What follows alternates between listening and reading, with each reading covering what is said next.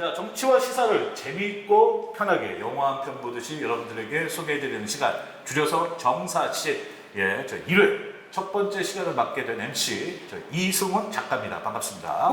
저희 방송은 일단은 정치와 시사를 영화처럼 소개해드리는 거기 때문에 오늘은 정치평론가이자 영화평론가처럼 행동해 주실 우리 열린민주당 당대표이신 시사부로 김상균님을 모셨습니다. 예, 안녕하세요. 김상균입니다. 반갑습니다. 그동안에 많은 분들이 정치만 잘하는 사람이 김상균이다라고 생각하셨는데 제가 오늘부터 거의 없다 찜쪄 먹는 영화평론가 김상균의 모습을 보여드리도록 하겠습니다. 저격인가요? 아닙니다. 뭐 그냥 어쨌든 존재감을 알리려면 노이즈 마케팅을 해야 되니까. 저격이네. 네, 그렇습니다. 거의 없다 보고 있나? 야, 이 정도군요. 네, 대단합니다. 그렇습니다. 알겠습니다. 성욱의 TMT죠. 투머치 토커. 그렇습니다. 말이 엄청 많은 분입니다. 예, 우리 성욱의 최고의 뚝딱이 아버지 김기철 성우님 모셨습니다. 반갑습니다. 안녕하십니까, 성우 김기철입니다. 어쨌든 여러분들 이 제목이 좀 소위 말하는 이게 좀 섹시해야 또 많은 분들이 들어와서 또 봐주시지 않겠습니까? 자, 근데 이제 얘기 나온 김에 우리 어떻게 보면 우리 셋 다 이제 진보 성향은 맞는 거잖아요. 네네. 그죠? 적어도 저희가 국민의힘을 찍을 일은 없는 거잖아요. 그렇죠. 그렇죠. 네. 그러다 보면은 그래서 그런지 그래도 우리가 야당인 민주당을 그래도 걱정을 하는 의미가 있지 않겠습니까? 네. 요즘 좀 민주당 어떻게 보십니까? 아사리팜이 아닌가라는 생각이 들어요. 아사리 이런 네네. 단어 잘 안 쓰는데. 그렇죠. 네, 아사리. 사실은 그 당내에 강성 지지자가 문제가 아니고 당내의 수박이 문제가 아니고 제가 봤을 때 그 당의 가장 큰 문제는 뭐냐면 너무 중구난방으로 본인들의 자해를 하고 있는 듯한 모습들이 보인다는 거예요. 어떤 점이 그렇죠? 예를 들면 이제 강성 지지자라고 지칭되는 분들도 언론에서 비판하기 좋아하는 욕설 문자들을 남발을 한다든가 그리고 또 수박이다라고 지칭되는 의원들도 자당의 대표를 공격하는 데 초점을 맞춘다라고 하는 게 맞아. 결국 전체가 다 잘못된 건 아닐 수 있겠지만 언론에서 혹은 그 국민의힘에서 프레임을 잡기 굉장히 좋아하는 어떤 행위들을 많이 하고 있는 상황인 것 같아요. 그러니까 지금 뭐 얘기를 좀 정리해보자면은 내부에 적이 좀 굉장히 많다. 똥꼬차는 맞습니다. 적들이 많다. 네. 이렇게 좀 정리가 되는데 그 대표적인 소위 말하는 이제 원래 그 이재명 당대표는 이런 표현을 좀 자제해달라 네. 했지만 이제 수박이라는 대표적인 용어가 있지 않습니까? 네네. 대표적인 수박을 좀 꼽는다면 누가 있을까요? 저는 개인적으로 서른 씨 굉장히 서른. 대표적이지 않나. 혓바닥 서른. 네네. 왜 서른 씨 어떤 것들이 좀 사건 사고가 있었죠? 대표적으로? 일단 기본적으로는 이 서른 씨 같은 경우에는 이재명 대표의 사퇴를 지금도 계속해서 주장을 하고 있어요. 근데 과연 이 서른 씨가 정말 이재명 대표를 싫어해서 그러는 건지 아니면 민주당을 위해서 그러는 건지 모르겠습니다만 얼마 전에 이제 어느 시점부터 다음 총선에서 민주당은 120석을 하기 힘들다라고 하는 예측들이 나오기 시작했거든요. 그게 아마 중앙일보에서 아마 나왔어요. 맞습니다. 맞아요. 근데 그 얘기는 바꿔 얘기하면은 국민의힘이 180석을 한다는 얘기거든요. 그렇죠. 근데 제가 경우의 수를 한번 따져봤어요. 국민의힘이 180석을 할 수 있는 경우의 수가 뭐가 있을까? 이재명 대표가 사퇴하면 77%에 해당되는 민주당 지지자들이 77.7 투표를 그렇죠. 안 해버려요. 투표를 안 해버리기 때문에 국민의힘이 180석을 할 수 있을 것 같아요. 그러네. 그래서 지금 실제로 당대표를 사퇴하라고 하는 사람들은 77.7%의 자당의 지지자들을 버리겠다라는 얘기가 되기 때문에 총선을 포기하는 모습처럼 보이는데 마치 그게 혁신인 것처럼 얘기하고 포장하고 있는 모습인 것 같습니다. 그러니까 이제 이 대표적인 이제 서른 의원뿐만 아니라 이제 또 대표적인 게 또 뭐 이상민, 네. 또 그리고 이제 송갑석, 네. 몇 분 계시잖아요. 그렇죠. 그러니까 이분들이 이제 틀을 잡고 흔들어대니까 사실은 처음에는 그 77.7%에 계신 분들도 처음에 야 이재명 당대표 흔들지 마. 그러다가도 점점 약간 흔들리는 모습도 보이거든요. 네. 근데 오늘 그 김기철 성우님은 어떻게 보면 일반인 관점에서 네. 당원은 아니시죠. 네. 하지만 이게 그냥 제 3자 입장에서 봤을 때 진보 진영은 저는 조금 다른 것 같아요. 그러니까 뭐 이상민 의원 같은 경우는 TV나 이런 정치 채널 나와서 하시는 거 보면은 상당히 뭐랄까 감정이 좀 거세죠. 네. 근데 서른 의원 같은 경우는 또 조금 다른 게 서른 의원이 왜 그때 문통 때 선거 때는 동교동계와 분리돼서 혼자 동교동계에서 유일하게 문통 그러니까 친노 진영, 친문 진영을 또 응원하셨었잖아요. 네. 그거 빨로 가는 거예요. 네. 지금까지도. 기회주의자인 거죠. 대세를 따르는. 맞아요. 뭐 그렇죠. 어떻게 보면 또 그것도 네. 본인의 그거라고 볼 수도 있지만 송갑석 의원 같은 경우도 아직까지는 그래도 젊은 쪽이니까 나름대로 그의 선의를 좀 믿어보고 싶습니다. 그러니까 저는 개인적으로는 뭐 일단 카리스마 있는 지도자를 그렇게 이 시대가 원하지 않는다라고 생각하는데 지금 현재 이제 민주당의 상황을 보면 흔히 말하는 이제 곡소리 나게 맞아야 된다는 얘기를 많이 하잖아요. 맞아요. 그 비명계는 비명 지를 정도로 좀 누군가가 하나 카리스마 있게 좀 때려야 되지 않을까, 그래야 정신 차리지 않을까라는 생각은 좀 듭니다. 그렇다면 이 때리는 거에 기준이 될 만해서는 사실 이재명 당대표가 돼야잖아요. 네네. 그 모든 틀을 잡고 가셔야 하는데 네. 그 힘을 완전히 빠졌다는 또 의견들도 많아요. 네네. 그럼 어떻게 생각하십니까? 지금 이걸 어떻게 충전을 해야 할지. 그렇다고 지금 당대표를 관둘 수는 없잖아요. 그렇죠. 네. 일단은 이재명 대표께서는 이런 생각을 한번 해보실 필요가 있어요. 지금 현재 이재명의 위치에 오게 된 그 원동력이 무엇일까? 실제로 이재명 대표는 성남시장 시절부터 공무원을 휘어잡는데 능수능란했다라는 평가를 많이 받아요. 그리고 한 조직의 수장이 되면서 다 부하 직원이다 보니까 그렇죠, 그렇죠. 일사불란하게 만드는 조직들을 가지고 본인의 철학을 정책으로 만들어서 결과를 만들어내면서 각광을 받기 시작했거든요. 네. 그게 이어진 게 경기도지사도 마찬가지고 경기도지사 선거를 준비하는 과정은 좀 어려웠습니다만 되고 난 다음부터는 다 부하 직원이기 때문에 그 직원들을 통제하고 정책으로 결과를 만들어내는 것 때문에 지금 대선 후보도 되고 맞아. 민주당의 대표까지 됐는데 지금 상황이 조금 달라진 게 뭐냐면 민주당에 있는 뭐 180, 뭐 지금 현재는 170 정도 된다고 치는데요. 170명 정도의 의원들은 그동안에 지자체장을 하면서 데리고 있어도 부하 직원이 아닌 거예요. 그러니까 그동안에 이재명이다라고 하는 인물이 갖고 있는 트레이드마크에 해당되는 조직 장악력을 지금 현재 못 보여주고 있는 건데 그래, 맞아. 거기에서 이제 사람들이 실망하는 모습들이 나타나기 시작했던 것 같아요. 그러니까 그 실망하는 그 포인트가 이제 어떻게 보면 약간 중도층들도 네. 굉장히 실망을 많이 하더라고요. 그러니까 왜냐면 그래도 이재명 그 역경을 딛고 여기까지 왔으니까 좀 한 표 주자, 아니면 좀 응원해 주자 하는 분들도 요즘 보면은 아이 뭐 똑같네, 뭐 힘도 없네, 뭐 이러면서 좀 빠져나가려는 맞습니다. 분위기도 있습니다, 솔직히. 어떻게 생각하십니까?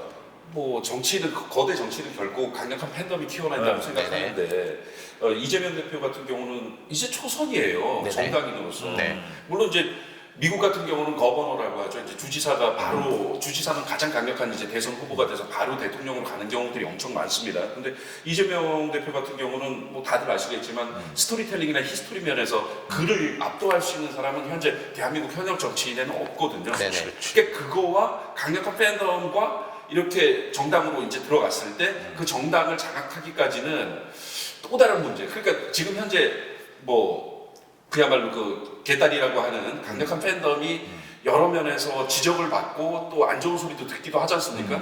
근데 세상 어느 대통령이 우리가 본 대통령 중에 강력한 팬덤이 없는 사람이 누가 있습니까? 그 팬덤의 지지하에 그야말로 거대 정치인으로 커가는데 여러분들께서 조금 부족하지만 그냥 지켜봐 주시면 될 것 같아요. 저는 혁신위를 왜 굳이 꾸려야 하나 이런 생각이 들어요. 저도 그렇게 생각합니다. 네. 그러니까 민주당 같은 경우에는요. 혁신위가 취미예요. 그러니까 맞아. 혁신위가 그 심각한 경우에 1년에 2번 만들어진 적도 있거든요. 그럼 혁신안을 발표를 한단 말입니다. 맞아요. 근데 혁신안이 대부분 중첩돼요. 맞아. 뭐 그게 그러니까- 뭐야 또 비슷해. 그러니까 우리 유권자들도 잘 생각하셔야 되는 게 뭐냐면 혁신위가 출범하고 누가 됐느냐가 중요한 게 아니라 그 사람들이 만들어낸 혁신안의 내용이 뭐고 그럼 지난번 혁신위에서 만들었던 혁신안은 뭔지 한번 비교해 보십시오. 똑같은 내용 계속 반복하는 거거든요. 이름만 바꿔가면서. 그러니까요. 하는 거죠. 그러니까 왜 굳이 저는 혁신위를 만든다라고 해갖고 자충수를 두는지 모르겠어요. 그러니까 혁신위원장 문제가 다시 이제 민주당을 비판하는 목소리를 더 크게 만들었는데 맞아요. 혁신을 안 했으면 되거든요. 그냥 당대표가 아까 말씀하신 것처럼 내가 우리 지지자들을 믿고 우리 당을 잘 통솔해서 나아가겠다라고 선언하고 좀 여유 있게 지켜봐 주십시오라고 하면 되는 건데 그걸 뭐 혁신위를 출범시키네 뭐하네 그러니까 위원장이 뭐 과거에 어떤 발언을 했네 뭐 음모론자네 이런 그 프레임 안으로 그래서 제가 아까 말씀드렸던 것처럼 자해 정당이 돼가고 있다라는 평가를 그렇게 해서 말할 수 있는 것 같아요. 그러니까 언론이나 아니면은 이제 여당 쪽에서 그런 그야말로 타겟을 네. 나눌 필요는 있을 것 같아요. 네네. 만약에 혁신위가 생긴다면 공격 타겟이 나눠지잖아요. 네. 그럼 그들의 공격력이 분산되니까 이재명 대표로 가는 어떤 그 날선 공격력이 무뎌지지 않나? 그런 면에서는 또 혁신위로 이중 체제로 출발하는 것도 괜찮을 것 같기도 하고 옛날 이제 여당 국민의힘 같은 경우는 보통 이제 당의 원로나 보수 쪽의 원로들을 그 비대위나 혁신위의 네네. 장으로 삼지 않습니까? 그럼 이번에 어떤 또 다른 기회가 주어진다면 이제는 민주당 쪽에서 정말 젊은 피, 네. 그 차기 주자, 차차기 주자를 대표할 수 있을 만한 젊은 피를 키우는 것도 좀 필요하죠. 근데 그게 이제 민주당에서 그래서 박지원 같은 애 데려왔다가 아니 그렇죠. 근데 그건 너무 과했어. 아니 그거 완전히 똥쳐 깜짝 빠진 아이, 거야. 너무 과했죠. 그렇죠. 박지원 같은 애가 다 나왔다니까. 깜짝 놀랐어. 아, 근데 저는 정말 검증이 안 된 사람을 박지원 들어왔을 때 죄를 왜 빨아주는지 난 모르겠더라고. 저는 차라리 그냥 저희가 이제 녹화하고 있는 장소가 홍대지 않습니까? 네. 제가 오늘 처음 왔는데 태어나서? 오다가 이제 그 검색을 해봤어요. 어떻게 찾아가야 되는지. 그래서 지도상에 보니까 홍대 클럽 거리 이렇게 지나가더라고요. 핫하게 놀고 싶어. 그래서 우와 홍대 클럽 거리 저기서 랜덤하게 하나를 데려다가 20대 여성을 데려다가 박지원 자리에다 세워놔도 훨씬 더 대중의 호응도 좋고 당원 입당 러시 막 터졌을 거라고 생각합니다. 나 이 의견에 한 표. 나 양소영 맞나요, 이름? 네네네. 양소영보다도 핫할 것 같아. 그러니까요. 내가 봤을 때는. 그 여기 불쌍한 아이가 진짜 많거든요. 헐 벗고 굶주려서 이렇게 굉장히 그 어려운 분들 많으니까 돕는 그렇죠. 차원에서 그렇게 하는 것도 좋지 않겠나라는 생각을 해봤습니다. 그러니까 저희가 이제 박지현이나 양소영 씨를 이렇게 폄하하려는 뜻은 아니죠. 했네요. 저는 그런 의도가 없었습니다. 네, 저는 없었습니다. 네. 그래도 왜냐하면 그 정도로 우리 민주 계열에 있는 민주당 지지자들이 상처를 너무 많이 입어서 맞습니다. 그렇게 할 바에는 좀 더 나은 분들 차라리 오죽했으면 이렇게까지 비유하겠습니까? 여러분들 이해해 주시고요. 근데 저희가 또 정치와 시사를 영화처럼 얘기하는 거잖아요. 네네. 저는 그러면 우리가 이번에 처음으로 아마 국내 최초일 것 같은데 네. 이재명이라는 사람이 영화 배우라면 어떤 영화 배우와 좀 비슷할까요? 예를 들면 일단 떠오르는 느낌은 약간 박근영 선생님. 박근영 선생님 모든 걸 다 할 수 있는 아니 이미지상으로. 네네. 근데 이게 그게 뭐 연관이 돼 있으니까 아예 그 예전에 김동정 저기 보면은 제5열이라는 소설 아세요? 네네. 추리 소설. 네. 거기다 이제 막후에 있는 빅브라더 같은 느낌. 이재명 뒤에서. 대표는 약간 그런 느낌. 그러니까 정리가 안 됐다라는 뜻이군요. 네, 그렇습니다. 네. 저는 사실은 미리 아까 물어보시네. 그러니까 그 드렸던 말씀이랑 좀 비슷하게 일맥상통하는 건데 물론 외모나 외형이 아니라 스타일입니다. 지금까지 스타일. 왔던 스타일에서는 저는 마동석이라고 생각했어요. 야, 야, 너 일로 와. 그래. 야, 시간 좀 갖자. 야, CCTV 가려. 그렇지, 그렇지. 뭐 이런 스타일의 그래. 이재명의 모습을 사람들이 열광했었는데 지금 와서 보니까 마동석이 없어진 거야. 살이 쪽 빠져가지고 그렇지. 이상한 조인성인 거야. 예를 들면. 이러고 참고 있는. 난 이거 못 받아주겠다. 야, 어떻게 마동석이 살 빠지면 조인성이 되냐? 이거 좀 이상하잖아. 야, 한민관이 됐다. 오케이. 네. 살이 그게 더 좀 낫네. 빠져서. 그게 더 살이 좀 낫네. 빠져서. 그래서 조금 그런 부분들에서는 마동석의 모습을 되찾았으면 좋겠다. 네. 그렇죠. 빨리 또 다시 살을 찌우시고 그렇죠. 이 힘을 키우셔가지고 마동석이 되어야 한다. 그런 파워풀한 못 해보잖아요. 어떻게 보면. 그렇죠. 그렇죠. 그 예전에 그 경기도지사 할 때 그리고 우리 성남시장 할 때 그 파워풀한 이게 좀 너무 그렇죠. 사라졌거든요. 이만이 딱 기다려. 출동! 그렇지, 맞아. 이만이 잡으러 간다! 막 이렇게 열광하는 모습을 보여줬으면 그런 좋겠다. 시원시원함이 요즘 너무 아쉽습니다. 네. 저희 민주당을 지지하는 사람 입장으로서는 너무 아쉽기 때문에 좀 이런 얘기를 하고 있는데, 근데 이제 혁신위를 저희들이 반대는 합니다만, 저는 개인적으로 반대합니다만 지금 하마평에 오르고 있는 사람들이 있어요. 네. 그죠? 이제 김부겸 전 총리, 유인태 전 사무총장, 솔직히 전 유인태 전 사무총장은 그냥 아침 방송에서나 네. 라디오에서나 뵙는 네. 분이지. 그리고 이제 원혜영 전 의원, 이탄희 의원이 있습니다. 이 중에 이 하마평에 오를 자격이 있습니까? 저는 그렇게 생각하는데 어떻게 생각하십니까? 저는 없다고 생각합니다. 네. 뭐 그래도- 개인적으로 여기 이 중에서는 뭐 이탄희 의원이 가장 호감은 있어요. 그렇죠. 또 그런데 차이를 생각해서라도. 그러기에는 너무 나이브하지 않나. 그렇지. 네. 그러니까 상대방의 선의를 믿어주는 정치인이다라는 인상이 되게 강하기 때문에 네. 당을 혁신하는데 혁신의 대상은 우리 편도 되고 저쪽 편, 뭐 수박이라고 지칭되는 사람들도 있겠습니다만 그들은 본인들의 하는 행위가 정말 당을 위한 거다라고 포장하는 데는 능수능란한 사람들인 것 같아요. 그 선의를 믿을 것 같은 사람이라서 이 중에선 제일 낫지만 근데 좀 크게 추천하고 싶지는 않다. 그러니까요. 예. 라이브함이라는 건 결국 신선함이지 않습니까? 우리는 네. 항상 뭐 하지만 어색함은 네. 그야말로 익숙함보다는 더 낫다고 보잖아요. 신선함이 있으니까 지금의 어떤 라이브함이 이탄희 의원한테는 가장 큰 자산 아닐까요? 그렇습니까 오히려? 그럴 수 있죠. 근데 이제 저는 이제 왜 라이브합니다라고 말씀을 드렸냐면, 저는 국민의힘이다라고 하는 정치 세력은 이 땅에서 없어져야 된다고 생각해요. 우리나라의 모든 사회의 문제나 병폐들은 결국 이 땅에는 국민의힘이 있기 때문이에요. 근데 이탄희 의원 같은 경우에는 국민의힘도 같이 협력해야 되는 파트너다라는 이제 기본적인 생각들을 갖고 있는 것처럼 보이기 때문에 저는 그러면은 우리가 이야기하는 개혁이나 혁신을 할 때 그런 절대 악에 해당되는 사람들의 선의까지 믿어주는 건 좀 너무 그래. 뭐라 그럴까 무기력해질 수도 있지 않을까라는 정치적 걱정이 됩니다. 측면에서. 네. 근데 사실 민주당이 그동안 너무 나이브 해왔기 때문에 네. 늘 놓친 거 아니겠습니까? 180석을 가지고 있으면서도 우리가 힘이 있으니까 언젠가는 괜찮아.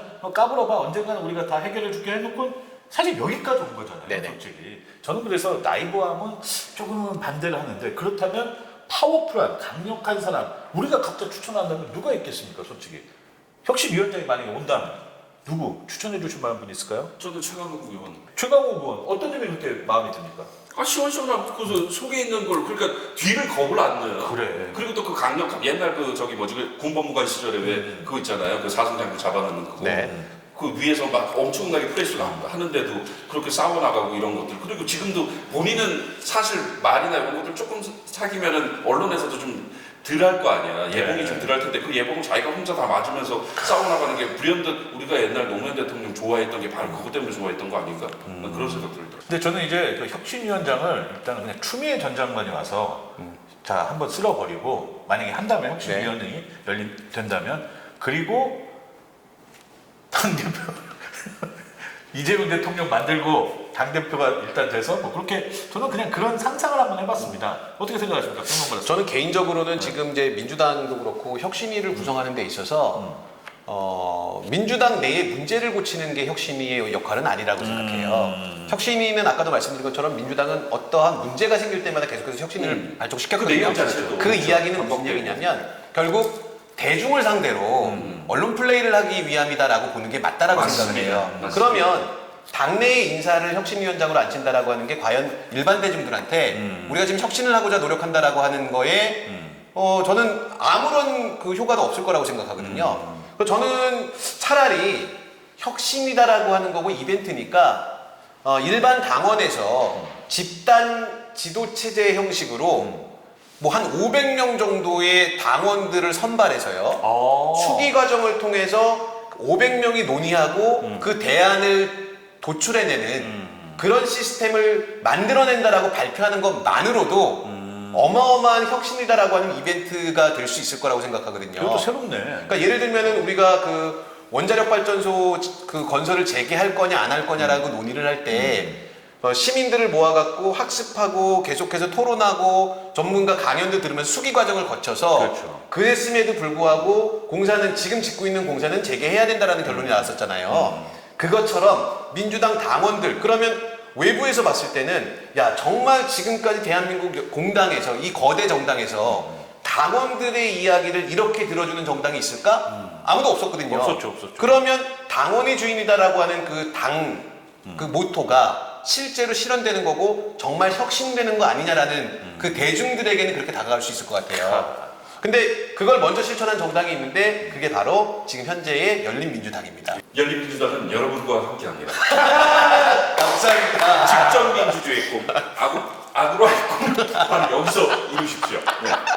근데 요거 우리가 또 이제 정사신이니까 영화 얘기는 또 빼놓을 수가 없어요. 네네. 지금 그렇다면 민주당의 현재 상황을 영화로 한번 표현한다면 어떤 영화에 딱 어울릴까요? 지금 민주당의 상황. 이런 저는 영화. 이제 영화는 아닌데 그 OTT 드라마 중에 오징어 게임이 아, 늘 오징어 떠올라요. 게임. 그러니까 지금 이 민주당이 잘못 생각하고 있는 게 뭐냐면 이 오징어 게임에서 그 최종 승자가 그 상금을 가져가잖아요. 그쵸. 지금 그 게임을 하고 있다라고 생각을 하고 있는데 어쩌면 맞을 수도 있어요. 근데 지금 현재 판은 뭐냐면 그 오징어 게임 중에서도 줄다리기를 하고 있는 상황이에요. 양쪽에서 경쟁을 하고 있지만 우리 편이 있어서 같이 힘을 합쳐야 되는 상황임에도 불구하고 그걸 깨닫지 못하고 그냥 내 개인 플레이만 하면 되는 줄 알고 여기서도 뭐 하나 튀어나오고 저기서도 뭐 하나 튀어나오고 지금 중구난방의 상황이 오징어 게임이 연상이 됐습니다. 이야.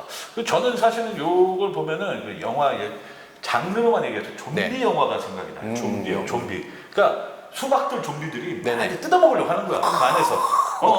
또 죽여도 나오고 죽여도 나오고 근데 그렇죠. 그 중에 또 정이 가는 좀비가 있는 거지. 옛날에 나랑 친했던. 네. 죽이지도 못하고 막 갈등도 하고. 근데 이제 주인공인 우리 이재명 당대표는 또 혼자서 어떻게든 또 거기 탈출을 하면서 살아있는 사람들 또 생존시켜야 하고. 뭐 이러면서 지금 뭔가 탈출하는 듯한 이 좀비들은 어떻게든 이재명 당대표를 그냥 뜯어 먹으려고 하고 있고. 부산행이네, 부산행. 부산행으로도 네, 할 수도 네, 있죠. 네. 아니면 이재명 당대표가 가는 길이 또 뭐 목포면 목포행이 될 수도 있고 광주행이 될 수도 있고요. 대선행. 그렇죠. 대선.